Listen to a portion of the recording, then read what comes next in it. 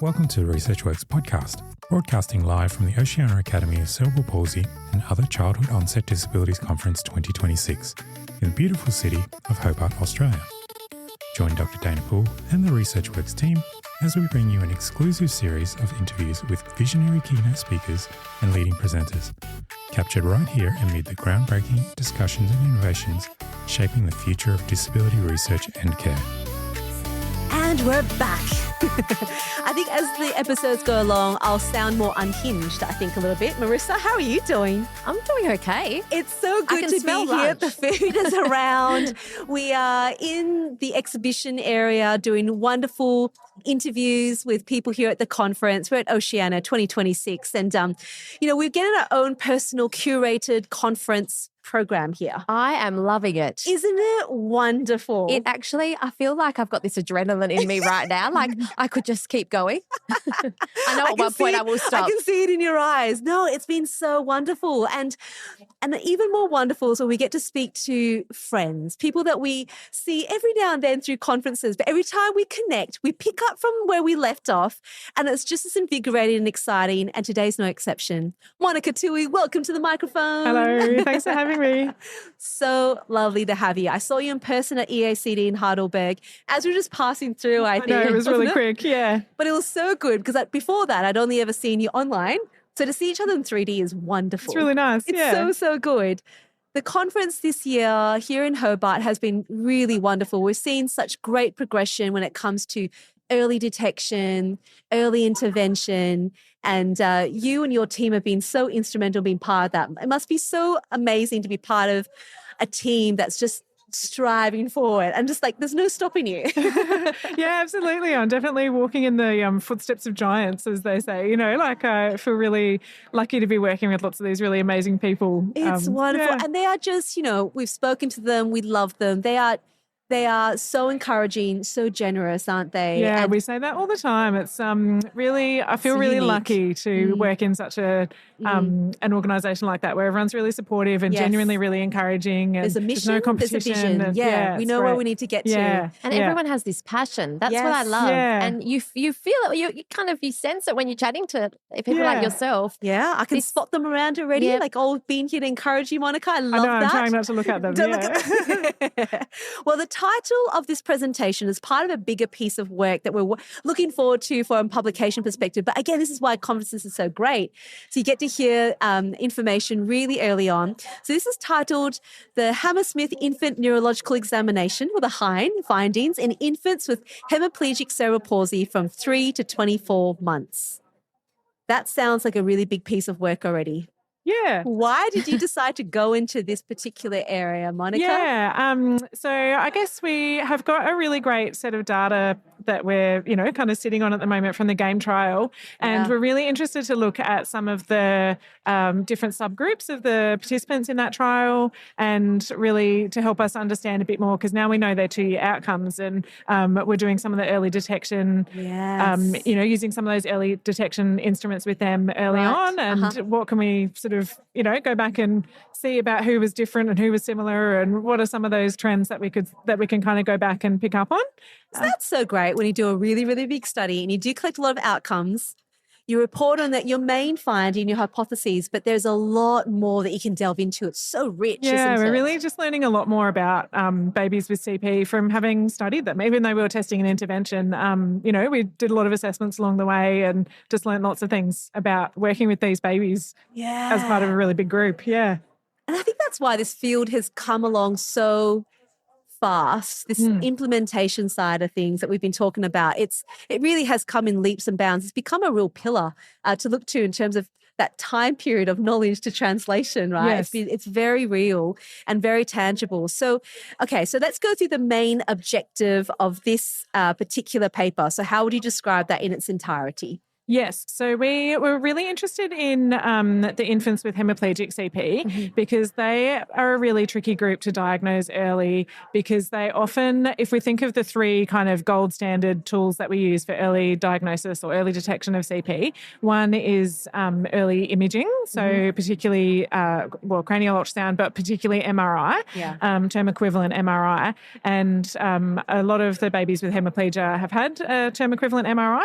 And so that is quite clearly showing that there's a unilateral brain injury, but not all of the babies who have had, and depending on the cause of the injury, but often it's from a stroke, and often not all of the babies who've had a stroke will go on to have CP. Right. And so that's one problem, is that, we're picking up a unilateral brain injury doesn't always mean there's long-term consequences of that. Yeah. One of the other things that's really tricky about the hemis is that a lot of them will score normally on some of the other tools that we use. So the general movements assessment, a lot of the hemis will have normal fidgety movements. And sometimes we can kind of see qualitatively, we're like, they do look asymmetrical, but technically it's still a normal general movements. And there's nothing really published on this idea of the GMs being a little bit asymmetrical, but both sides are still kind of meeting the threshold for normal fidgety movements. Right. And the other tricky thing is the HINE, the Hammersmith Infant Neurological Examination. So when that's done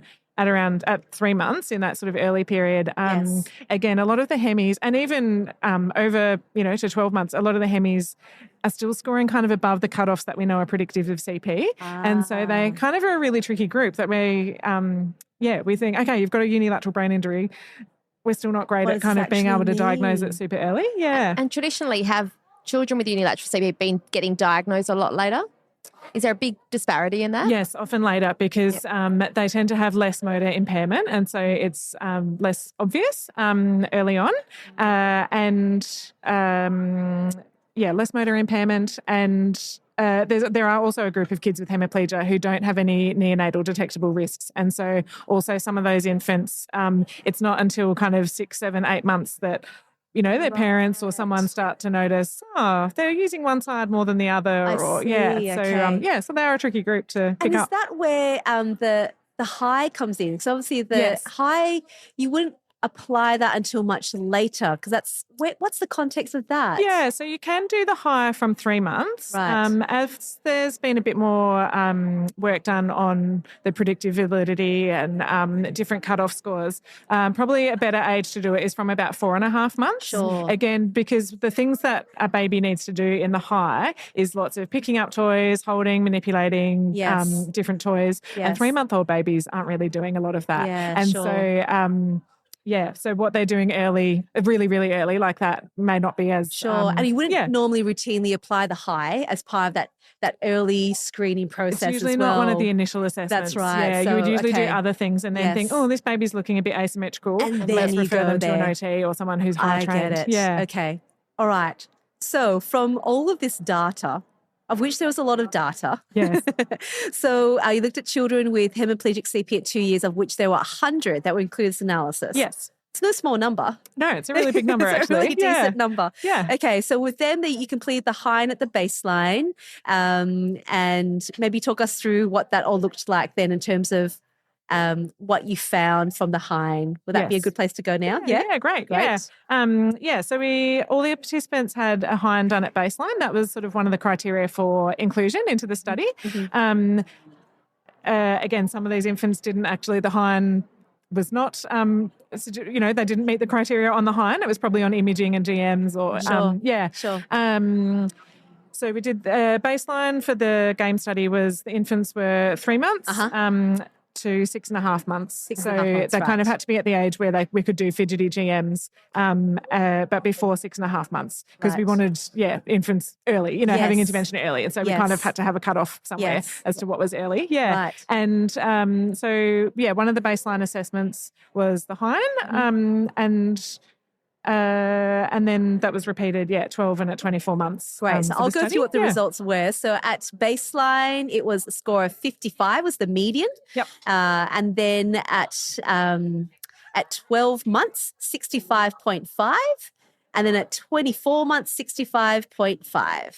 I got those numbers right? Yes. Oh, you do remember your numbers. That's right. good. Okay. So what does that mean? And you also apply like an asymmetry score as well, yes, right? That's right. Yes. Yeah. So the HINE, one of the reasons why it's tricky to pick up hemis with the HINE is because each item, so there's 26 items in the HINE, and each of those is scored 3, 2, 1, 0. And so you add all of those up and get a global score, but you score each side separately. So if the baby is doing something that would be a score of 3 on one side, you score them a 3. If they score a score of something that might be a 2 or a 1 or a 0 on the other side, what gets added to the total score is you average the scores. I see. So I guess that is correct in that it's because the HINE, it's a neurological examination. Yes. It's not a CP specific assessment. Yes. So you will pick up kids with all sorts of neurological differences. Right. So I guess it's correct in that someone who has hemiplegia obviously will end up with an overall score that is a little bit higher than someone who has, a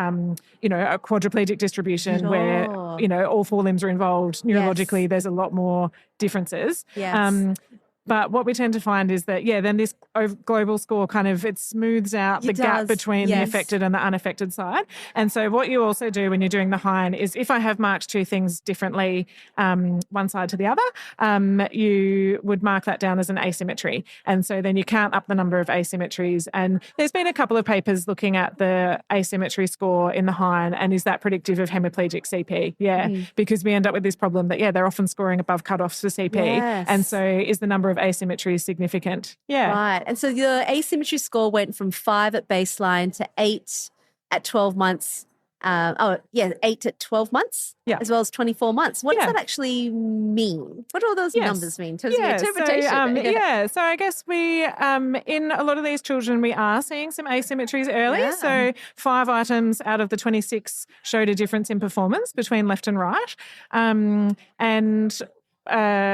same as with the global scores. I don't think I said this, but all babies will score higher at 12 months. Any baby will score higher at 12 months on the HINE than they did early because some of the items have an age-related component to them. So like forward parachute, for example, babies aren't really doing that before 6 months. So a baby under 6 months will score a 0 for that. So and so it's normal that their overall score would increase over time. And but what we wouldn't expect to see is that the number of asymmetries would...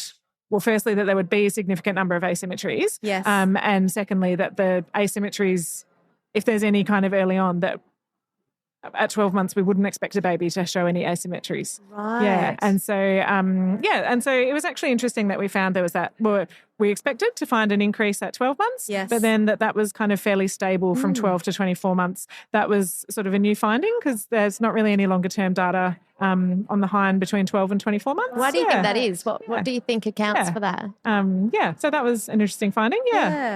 So what do you think accounts for that? Was that? That's actually the same in typically developing babies also. Like when they did the normative data, they did that at 12 and 18 months. And the median was only 1 point difference and the range was a little bit narrower at 18 months. But there wasn't much change even in typically developing babies. So, so that was sort of probably what we may have expected, but we didn't really know. Until you actually get the data itself, isn't it?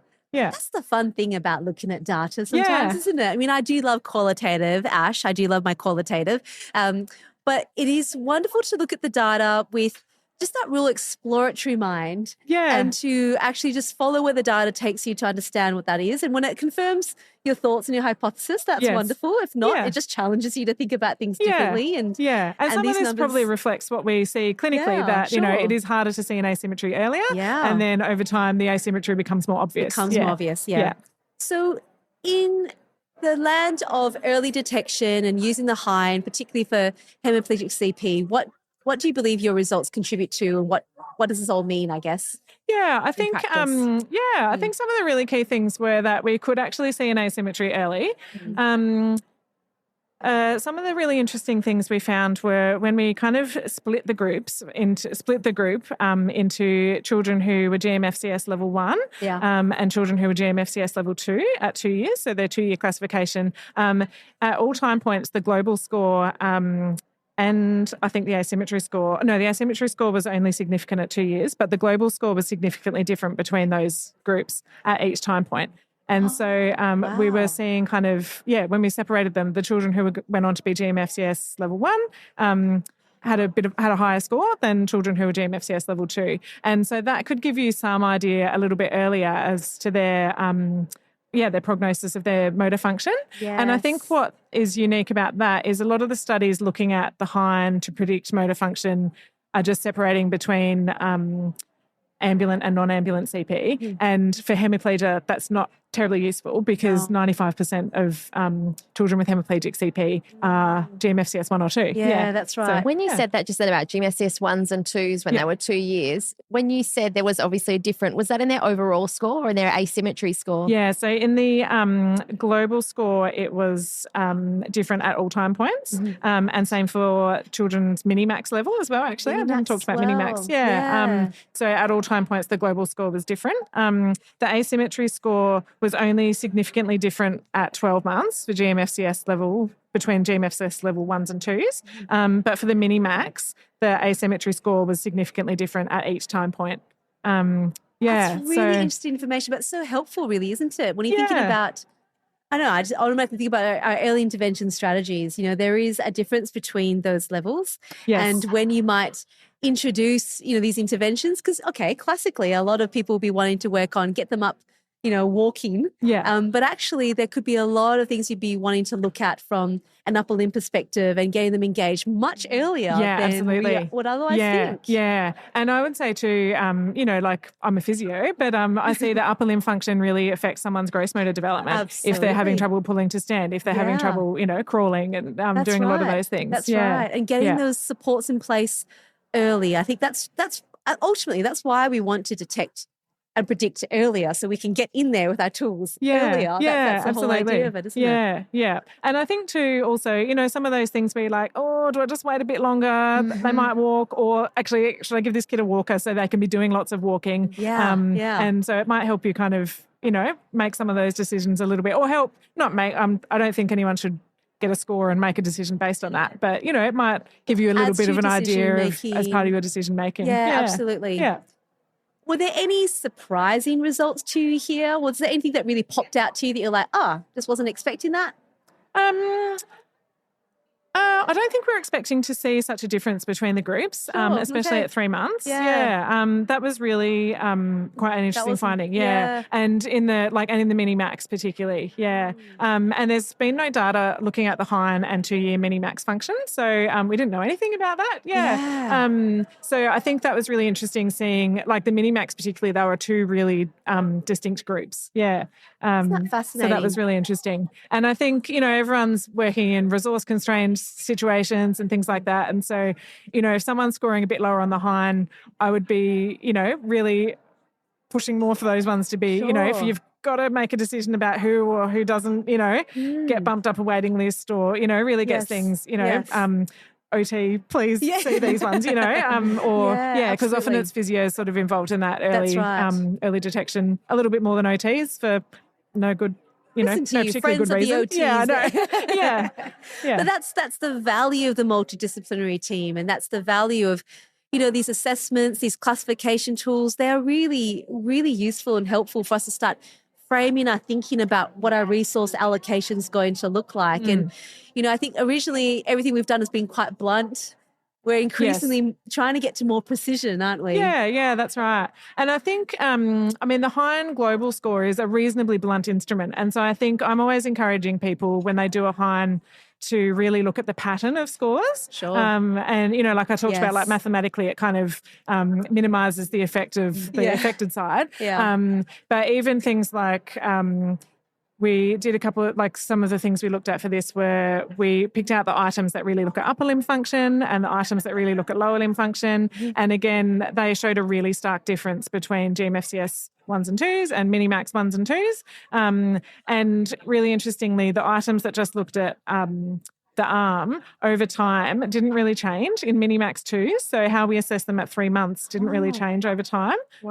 So that's, I think we can start to like be a little bit more nuanced and really look at some of those things, like what's the pattern, where am I seeing asymmetries, or where am I seeing lower performance? And this gives me a bit more of an idea versus someone who, you know, we see a lot of children who are referred for CP, you know, a CP diagnostic assessment because they have a low HINE score. And when we kind of look at the pattern of why they've gotten a low score. We're like, oh, they're just a bit hypotonic. And so they've kind of just scored a bit low or in, trunk posture or, they're just a little bit sort of globally a little bit delayed versus quite specific motor deficits. I love that. It's just looking a little bit closer to it, isn't it? 'Cause I think you can, there's a lot of detail in there. It's like with any assessment, right? It's looking at the detail of the scores because yes, overall you add them up, but that's really helpful for pathways. But there's always more information we can glean from that.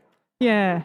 So Monica, what does this mean? What would you like to be the main take home here for people who are listening? And where to from here? Yeah, great questions. So I think one of my main takeaways, I've probably already said this a little bit, but is when you are doing a HINE, if people are using the HINE, really pay attention to what you're seeing on one side, what you're seeing on the other side. Record that really, really carefully. And the more detail you record on the form, like if you look at a form after I've done a HINE, there's quite a bit of pen on there. I've really marked, left side did this, right side did this. If it doesn't match what I saw on the form, I've written what I saw, or, Right. So the more detail you can kind of record, then when you're going back both after immediately after you've done the assessment, but also with subsequent assessments. Like we often will repeat the HINE. So I was saying often at 3 months, a child with hemiplegia may not get a diagnosis, but when we repeat the HINE again in, a few months' time, we can look at, okay, how are they scoring in these things that we're a bit worried about? How are they scoring in them today? Is that still the same? Has it gotten any better? And I think the HINE is a much more accessible tool than, say, the HIE. Some people don't have access to that. Especially if you're working rurally or in global, in overseas countries with less resources. That's right. So I would say really record detail, really look at the pattern of how that is. Next steps we're going to continue to analyse the data for the whole cohort in the game study, and that's probably what we'll publish. I don't think we'll publish just the hemis. I think we can make more kind of predictions and things once we've looked at the whole cohort. And we are also running another study at the moment called Understanding the Early Natural History of CP. We're trying to get 1,000 babies from around the world. Oh, I've heard. That is brilliant. Yeah, 300 in Australia. Yes. And we are really trying to track the development of these babies, and we're using the HINE at all the time points, but also a whole range of other assessments. And so hopefully we'll understand even more. So much more to come, Monica. And I love when you talk about it. I can see the passion of you as a clinician when you talk about the first part. And when you talk about the next part for research, you're just as passionate. It's like that wonderful combination that you put together. It's good, isn't it? Yeah, I find it really interesting. And you're smiling the whole time. I love this. It's great. It's important stuff. And thank you for doing the work. Thank you for sharing with us. Thank you for being here. And, we're just looking forward to seeing the next steps as they play out. But there's some really crucial take-homes here that I think people can already implement straight away. So thank you for refining that down. Yeah, thanks for having me. Thanks, Monica. Lovely. All right, thank you to everyone who's been listening. Hope you enjoyed that as much as we did. We had a smile on our face. Our cheeks are a little bit sore now, actually. Monica, it's contagious. Yeah, right. It feels like, wedding day when you keep smiling. It's kind of that kind of feeling, but it's happy. We'll talk to you all again really soon. I hope you are enjoying all of the episodes, and thank you for people who brought us our lunch as well. That looks fabulous. We'll talk soon. Bye. Bye.